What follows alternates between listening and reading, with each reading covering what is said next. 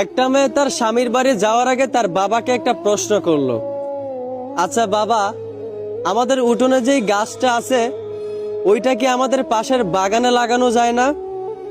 এই প্রশ্নের উত্তরে তার বাবা বলল, এই গাছটা 4 বছর পুরনো একটা গাছ। এখন যদি এটাকে অন্য একটা জায়গায় লাগানো হয় তাহলে সেটা নতুন মাটিতে মানিয়ে নিতে পারবে না, গাছটা মারা যাবে।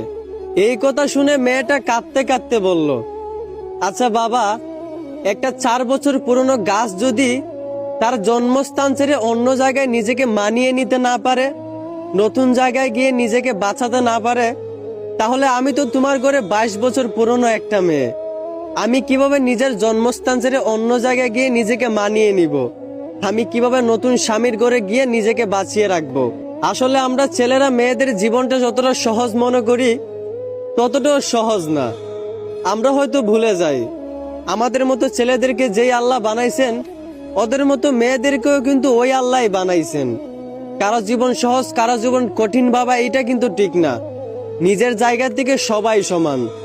অন্যের জীবন সহজ ভাবার আগে একবার তার জায়গায় নিজেকে দাঁড় করেন, তাহলেই তার কষ্টটা তার পরিস্থিতিটা আপনি বুঝতে পারবেন।